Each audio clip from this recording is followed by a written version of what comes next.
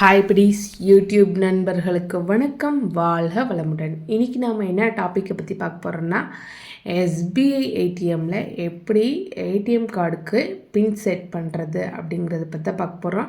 So நம்ம video பார்த்துட்ருக்கோம், subscribe பண்ணாதவங்க சப்ஸ்கிரைப் பண்ணிடுங்க. ஃபஸ்ட்டு எஸ்பிஐ ஏடிஎம்க்கு போங்க, கார்டை இன்செர்ட் பண்ணுங்கள்.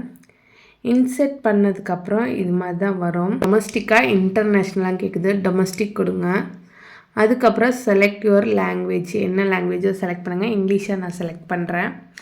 அதுக்கப்புறம் செட் பின்னு ஆப்ஷன் இருக்கு பாருங்கள், அந்த ஆப்ஷனை கிளிக் பண்ணுங்கள். கிளிக் பண்ணதுக்கப்புறம் உங்களோட பேங்க் அக்கௌண்ட் நம்பரை என்ட்ரு பண்ணுங்கள். என்ட்ரு பண்ணிவிட்டு ப்ரெஸ் இஃப் கரெக்ட்னு இருக்கு பாருங்கள், அதை கிளிக் பண்ணுங்கள். அதுக்கப்புறம் your transaction is being processed please வெயிட்னு வருது, வெயிட் பண்ணுங்கள் கொஞ்சம் நேரம்.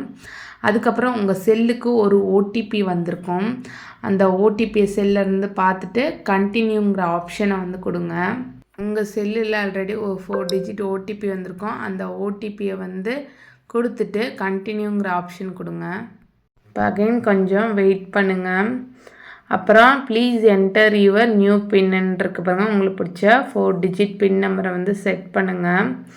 திரும்பவும் ஒரு 4 டிஜிட் அதே நம்பரை ரீஎன்டர் பண்ணுங்கள்.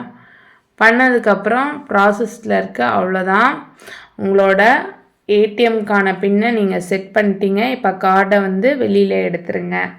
இது மாதிரி தான் நம்ம ஏடிஎம் கார்டுக்கு பின் செட் பண்ணணும். இது உங்களுக்கு பயனுள்ள தகவலாக இருக்குன்னு நினைக்கிறேன். நெக்ஸ்ட் வீடியோவில் பார்க்கலாம். நன்றி, வணக்கம்.